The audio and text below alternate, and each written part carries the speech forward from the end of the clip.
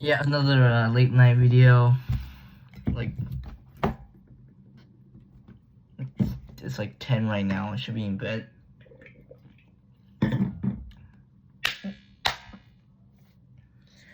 What am I doing, I hear you ask? Harry Potter. Harry Potter. No, I told you guys I'm gonna say what's up, guys, but what's up, guys? Harry Potter.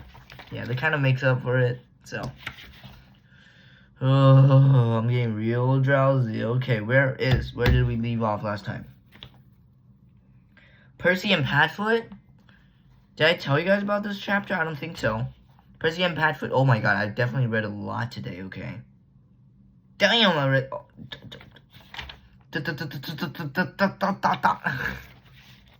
What is wrong with me? What is wrong? Percy and Padfoot, where you basically have Percy. I have no idea who's Padfoot. Maybe I'll look back into that. Percy wrote a letter to Ron, basically telling him that he's a dick throughout this entire book, and he's basically working with the Ministry of Magic and stuff. And he's basically written a letter trying to convince Ron that Harry's a maniac. You should stay away from him. Dumbledore is gonna be losing power losing power from Hogwarts. So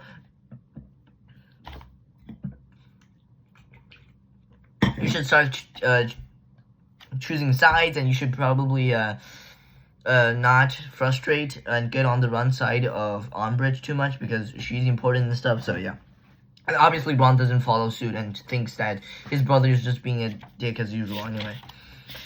So that happens, and he also mentions a lot about the Daily Prophet for tomorrow. So we're gonna see. Let's see what's written in the Daily Prophet of tomorrow.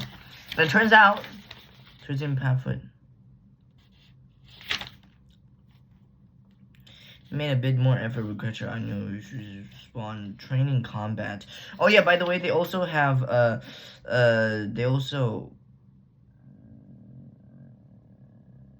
write to you. Did I have that? Is it the chapter? Oh god, what happens next about this chapter? Okay, also Sirius showed up like in the fire, by the way. Talked to them and stuff, but they didn't say much. Okay, Hogwarts High Inquisitor. So we now get a glimpse, we get a full view of what Percy was talking about. Like basically the new thing that's gonna be in the Daily Prophet. Well, it comes out, and it basically says that there's going to be a new role in Hogwarts called the High Inquisitor. Basically someone that is extremely powerful, or so far they don't have too much power, but basically they're a spy. And obviously it's Umbridge. They're not sending anybody else inside, okay? But it's Umbridge, okay? Umbridge. What she does is just she sits in the corner of other teachers' lesson and kind of write notes and spy on them, and then kind of spy on what they're teaching in their lessons. Like, not only are they going to make Defense Against the Dark Arts lessons their way, they're also going to be making everything their way. Ministry way. The Ministry of Magic way. Okay. So basically they have to spy on every single lesson and making sure they're not up to any funny business. Just stupid. It's just stupid, okay? Yeah, and it's just stupid. And you kind of later you have her writing notes, sitting at the corner, listening to lessons, asking questions to students, and asking questions to teachers, and writing down notes and details.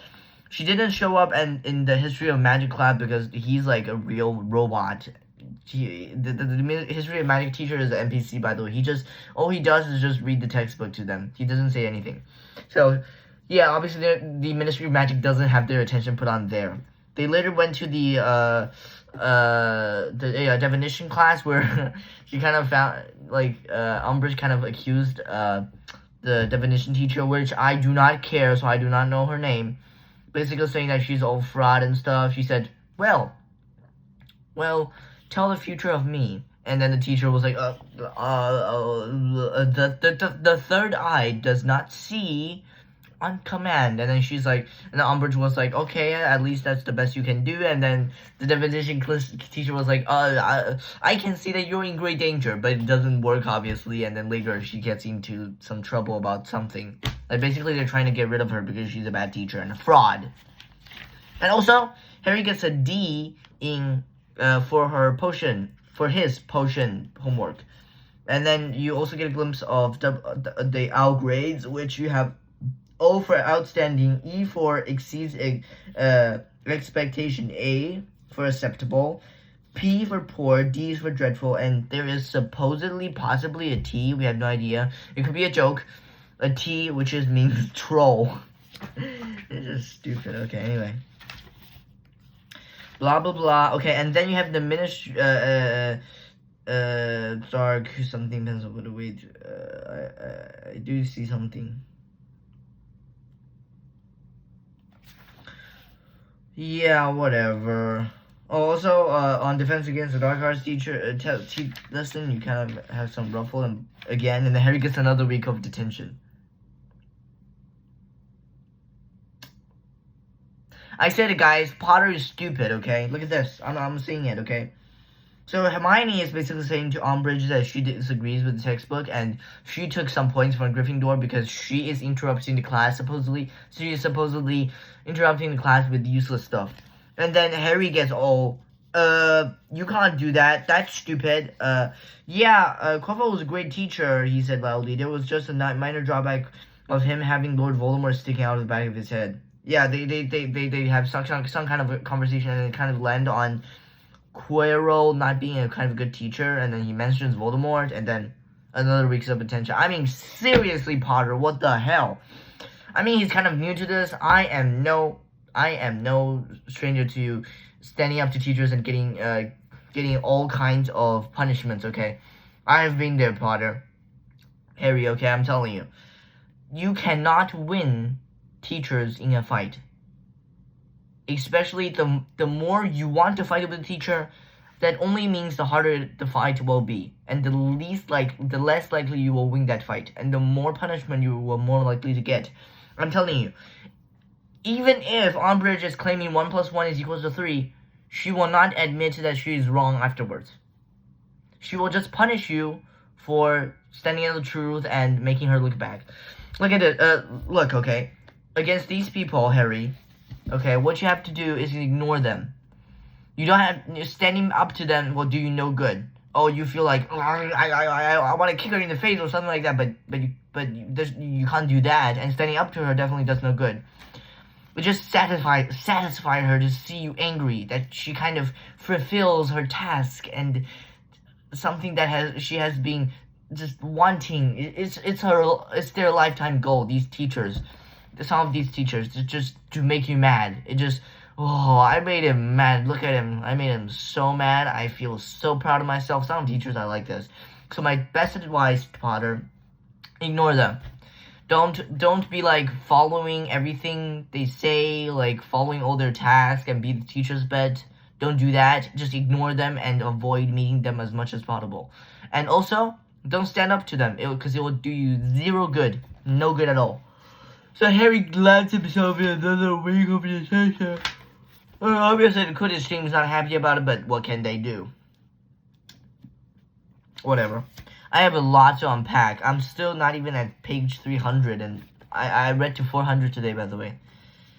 Started then. There's not really much. Yeah, okay, not even much important. The Hog's Head. What is this? What even is this chapter? I forgot, I think. Right, he smells serious. Don't worry, Harry, Hermione, you're quite enough on to play serious. They kind of... Hog's on the Head. Basically, they used to have this idea where they have to form some kind of a secret class where they learn how to defend against themselves from the dark arts, like, properly, like, not what Umbridge is doing, because they're learning only theories and textbooks and words, and they kind of want to practice and stuff. So they kind of formed this secret lesson group. Yeah. And they decided to meet in this bar called Hog's Head, because it was like a Hogsmeade weekend, and they don't want to go to the Three Broomsticks because there's a lot of teachers there, people there, so they don't want to get spotted. So they went to this dreadful, dirty Hog's Head. It's just basically a bar. It's dark. unhygiene, dirty, and just poorly managed, okay? And they kind of went there, and Harry basically, they basically, most people support him, some people curious, doubtful, suspicious, and some just don't want to be there at all. But you know, Harry basically Hermione explains that they are basically here to learn on defense against dark arts. There's like about 20 to 30 people. Harry says that basically says his tales like I did this in book 1, I did this in book 2, like I killed a serpent, I got the Philosopher's Stone. In the third book, what happened? What happened in the third book? Oh, he created a Patronus. On the fourth book, he did the tree wizard stuff, so yeah, whatever. So yeah, everybody just basically accepted of how great he is, and most people here accepts that basically Voldemort is back. And also, Cho is just standing up to Harry constantly and shit, so. Anyway, that's the Hogshead meetup, okay? No, of course not. Okay, and then you have the educational degree in number 24. Very, very big one, okay? It's basically a Ministry of Magic thing that basically gives the highest Inquisitor, I think that's what it was, the Hogwarts High Inquisitor, basically gives her the power to disassemble and accept groups, organizations, societies, teams, and groups. And then also groups are called, all organizing society team groups is hereby defined as a regular meeting of 3 or more students. And any group that want to exist furthermore has to accept the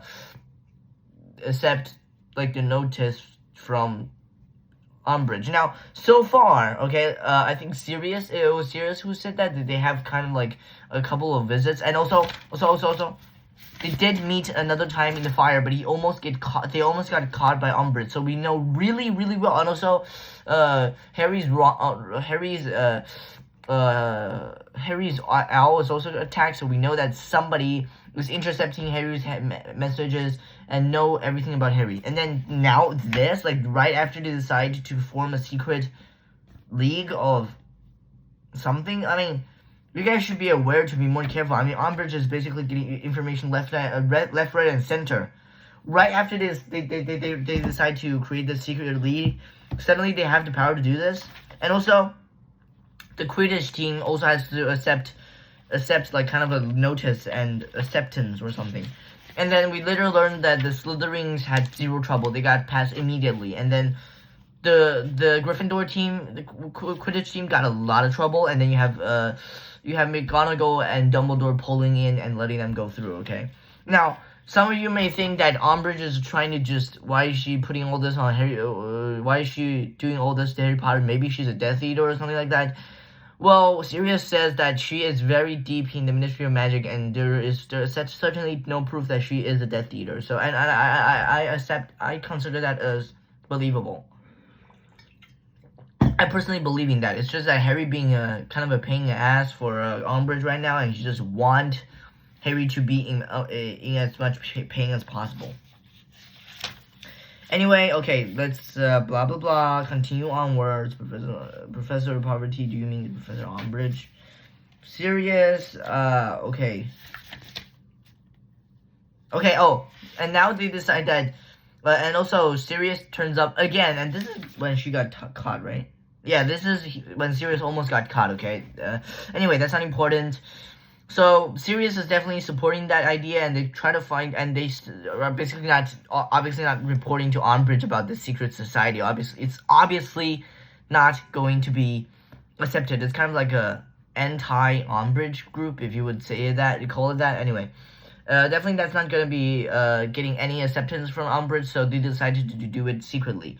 But they needed to find a place, which they introduced the Shrieking Shack and all kinds of stuff, but you know, it doesn't really work. And then Dobby, the convenience Dobby, he comes. Wait, what?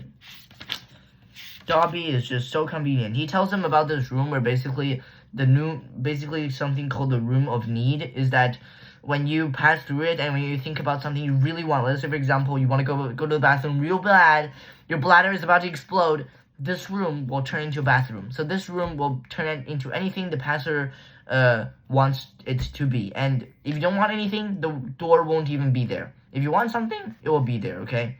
like really bad. Dumbledore one time stumbled into it when he was really wanting to go to the bathroom. Fred and George stumbled into it one time when they were running from Mr. Filch, and it was a broom cupboard. And when Harry thought we need a place to practice and fight, and then they just have this wonderful room with beautiful cushions on the ground for stunning charms and all kinds of anti-dark wizard stuff laid around the room and books and stuff. And you kind of get a mixture of all of them. You have Ron, Hermione, and Harry thinking about the same thing, and the room appeared. You have a bunch of books, which is which is Hermione's need probably, and then you have cushioning, which is probably Ron's need, and then Harry, all kinds of anti-dark wizard gadgets he's seen. You know, it's all there from Professor Modi's office. So it's kind of like the imagination built together of three people is just fascinating. The writing, they don't mention it, but some of these details are really, really interesting. Anyway, that room appears. A bunch of students came, and they named the group the Dumbledore's Army. Great and wonderful name, by the way. And they start practicing the the Expelliarmus charm and move on from there and stuff. The Lion and the Serpent, basically the first Quidditch game. Ron sucks. Okay, Ron sucks. I'm saying it. Ron sucks. I'm pretty sure he can be a somewhat good player. I'm pretty sure he's not gonna be as good as Oliver Wood though. He still can be acceptable, but he cannot what do you call that? Separate his mind from all the campaigns the Slytherin are doing. Campaign, you know, they kind of make fun of the players and stuff. And Ron is already nervous and what do you call that? Insecure about his ability, and now you have a bunch of people making fun of him. Damn, that does no good. And also they sing this song basically saying that Weasley is he's gonna let the Quaffle in, and Weasley will make us win, and Weasley is our king because, you know, they will make the Slytherin win. Weasley, he's gonna let all the Quaffles win, and then it turns out it doesn't matter because Harry, he gets the snitch. He was like right, like when he was going for the snitch, he was like right beside Malfoy, both of them stretching their hands out, and both of them grabbing for it, but Harry gets the win again, and Harry and then Malfoy out of spite basically insulted them and their parents once again. It's just his style. And Fred and George and Harry trying to jump at them, and then you have the Madam Something, basically the Quidditch game overseer. They stunned Harry, Ron, and George. Fred and George, Harry, Fred and George. Also, Ron left immediately because he did bad. And then you have McGonagall, who is saying, "Oh my God, you guys, that is not good." Okay, jumping on a fellow student, and they were saying they insulted our parents. Especially, it's not good for Harry because his parents are dead. So, man, and this is the most dreadful part. Umbridge makes an appearance. Okay, and then and then McGonagall obviously say, "Scram, kid, you're not allowed to be here." But another pass, another one of those stupid educationally declared number something 25 passed, and it gives her like additional power over something, and then she banned Harry, George, and Fred from playing Quidditch for their whole lifetime ban. I mean, a year maybe. I mean, a year is way too. Even a year is too much, man. And just jumping on a fellow student that insulted your parents. I mean, Umbridge is a part of. She's just. Why is she working with Slytherin? The only teacher I've ever seen work with Slytherin is Snape, and then now we have another. I just hate that she dies the most horrific death imaginable. Like when I was reading this part. Okay, Harry getting attention was kind of Harry's fault. We all know that Umbridge is this stupid asshole, and it's kind of Harry's fault that he's keep on making her mad and standing up. Okay, that's kind of Harry's fault. Like, you know, it's kind of like she's a cactus, but you still hug it and you still punch it. That's kind of dumb. Okay, that's kind of Harry's own fault. But this. First of all, Harry did nothing. Malfoy started it. He insulted his dead parents, and Harry jumped on him. He didn't even hit him. well, you should just have a warning for not hitting. You just jumped at them. Harry didn't do anything this time, and Professor Umbridge shouldn't be involved this time even. And just shouldn't even be involved. And Harry did nothing. He didn't do anything. He didn't do anything at all. And what was the punishment? Not detention, not a year ban, not a month ban, but a lifetime ban from playing just for jumping on a fellow student. A lifetime ban from Quidditch just because there's some quote-unquote bad-tempered and violent? The hell? You know what? While I was reading this part, I actually got mad for the first time, okay? Throughout this book, I was kind of like thinking some of these parts are funny because, you know, I always consider these, like especially Professor Snape, like, his way of treating Harry, I always consider that to kind of be somewhat funny. Snape is such a little bitch. He just, he does this to Harry again. Snape is such a little bitch. But this, and like, what do you call this? Beforehand, that was kind of Harry's fault. It's a little bit of Harry's fault. Like, you should just learn to ignore these people in your life. But, and by the way, I thought, while I was reading that part, I thought Harry could be more mature and stuff. But this? It's like getting a life sentence for, like, stepping on somebody's toe.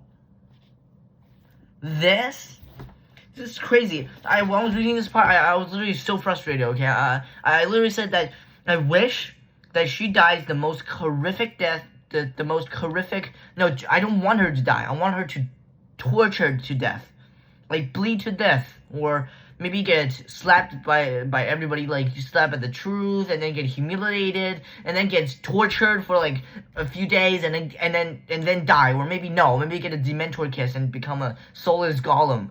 I hope J.K. Rowling pulls one of the most horrific punishment and torture on her just by the end of this book. She have done so good in making all of these characters like Professor Lockhart. I said that I wanted him to die. He's just I was saying it last like it. Lockhart is such a stupid idiot. I hope that he dies, and he kind of did. He got punished for his crimes, and he lost memory and stuff. And I like that ending. But please, J.K. Rowling, do me one more favor and let her die, or just torture her, or whatever. Just be as creative as possible. And Hagrid returns, and then you have Harry and Ron and Hermione went over, and basically the tale is that it was obvious. Dumbledore sent to him and that Madam something half-giant guy. They sent two of them to the Giant Land, and the journey to there wasn't very easy because they were followed by the Ministry of Magic, and they have to make it so it looks like they're going on a vacation, and they went to French for a little vacation, and then they went up to the mountains to find the giants. And so what you were supposed to do with the giant is that you were supposed to present them with gifts so that you would show your support and that you are trustworthy. So what they do on the first day is present their their head giant chief, yes. Give them everlasting fire, and the second day they gave him like a indestructible helmet. But on the third day, and this is what giants do a lot, by the way, they literally ripped the head off of the chef, and the new chef came out, and he was not at all happy with Hagrid and this Madam guy, and they tried to kill Hagrid, and they got out of it. But apparently the new chef is cool with Death Eaters for some reason. And then finally you have Hagrid and Madam returning defeated. They also tried to convince some other giants that used to support the original chef to, stand up and stuff, but they failed at that, and yeah, they kind of returned, but Hagrid returned with scars and terrible wounds, okay? And the Madam something returned 2 months ago already. So Hagrid obviously got held up by something else, but he's not willing to say it. And then you have Umbridge who turned up at her shack, and then she was saying, like, why are there 3 sets of footprints going to your house. Obviously, Harry, Ron, and Hermione hide it in the invisibility cloak. Why are there 3 sets of footprints coming to your cabin? Harry was like, I don't know. Maybe they try to see me, but they're not here. But there are no footsteps of them leaving. Harry was like, I have no idea, and then she left. That's that. I want to sleep now. So have a good good gigs, guys, and see you guys in the next one of the Eye of the Snake. Peace.